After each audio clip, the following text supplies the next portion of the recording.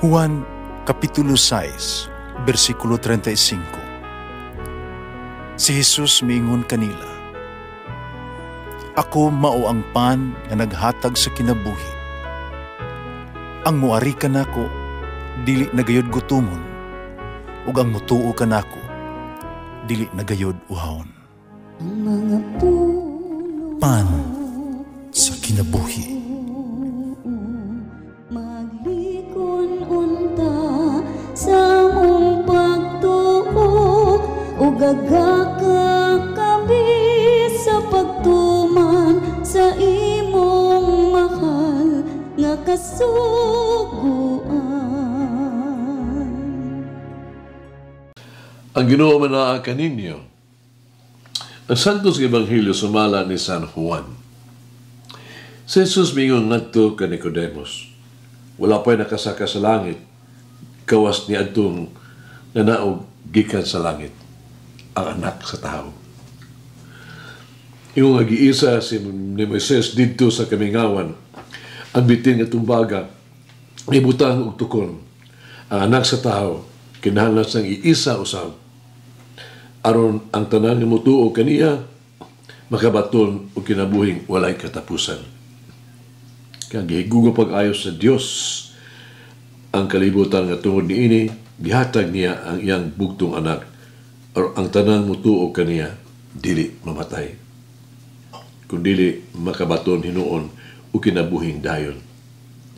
Kaya wala ipadala sa Dios ang iyang anak ngandes kalibutan aron pagsilot kundi aron pagluwas niini.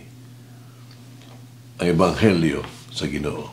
Pasalamati ang Ginoo kay siya maayo, ang iyang gugma mulungtad hangtod sa kahangturan. Pasalamati ang Dios sa tanang mga Dios, ang iyang gugma malungtaron. Pasalamati ang Ginoo sa mga Ginoo, ang iyang gugma malungtaron.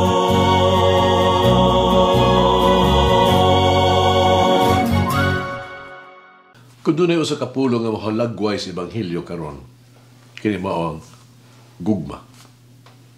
Ang Ebanghelyo nagsulti kanato sa pagsusi kung unsa kadako ang atoang pahigugma o unsa ang atoang paghigugma.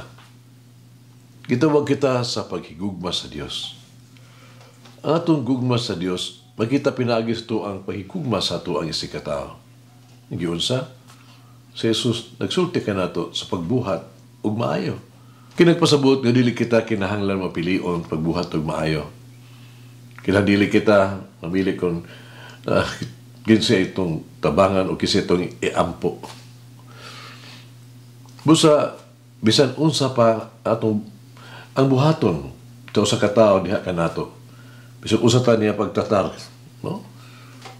Bisan kung kita iyang pasakitan o insulto, kinahanglan nga magpadayon naton dawaton, sabton o pasayloon ang maong tao. Atong gugma nagpasabot nga dili gayud kita masilag sa usa ka tawo bisan pa kon iya kitang giluiban o kahagilibaran. Atong gugma dili malipay sa kaalautan, no? O sa uban, kun dili ubuhaton og maayo alang silang kabulahanan. Atong gugma nagtawag kanato sa pagkamaluluyon, dili kita mo kondenar sa pag-ayo kanila, dili sa pagpasakit kanila. Sa pagpasaylo, dili sa pagsalikway kanila. Kung sa man di ay ang ibang ipangayo sa gugma sa Ebanghelyo karon. Una mao ang dili pagbalos sa dautan ug dautan. Ang gugma nagpasabot sa pagbalos sa maayo sa dautan. Panalangin, no? Alang atong nagtunglo, no? Pagampo alang ni atong napasakit kanato. Si Jesus nagsulti kanato sa tao nga musagpa kanimo sa usa ka aping ihatag pasagpa usab impikas aping. Ikaduha mao ang dili paggamit og kasi kapintasan. Ang gugma nagpasabot, kaandam ta mo sakripisyo sa pagsalikway sa mga tao na dili ta mobalos. Si Jesus nagpahinumdum ka nato, ayaw ihikaw bisan unsa sa imong sinina. Hatagi ang tanan nga mga hayo kanimo o nga makuha sa imo ayaw na pagbawia.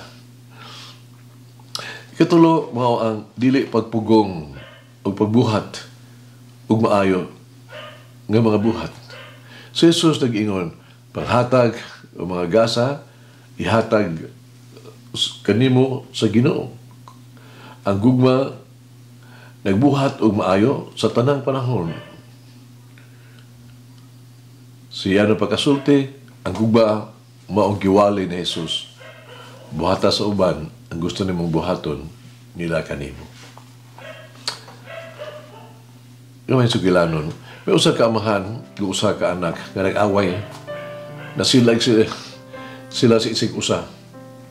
Ang anak nagkahukom sa paglayas, pagpalayo na siyang amahan. Siya pagawas gyud sa balay, ang amahan, miduol, lumingon kaniya, anak, naibaw ko nga naa kay kasuko. Wala tayo pagsinabtanay. Nasabtan ko, na dili kita mahimong mag-uban pagkakaroon sa panimalay. Pero timan dili kinahanglan kang mutuktok. Kanungo abli ang pultahan alang kanimo kung baloy ka. Mag-ampo kita. Atong minahal nga Ginoong Jesus. Atong magluwas ng maayong magbalantay. Ubsahanon ko mag-ampo nga ako ang gugma, among gugma kanimo, kanunay nga ta sincero, masinagtanon, ug puno sa pag-alagad.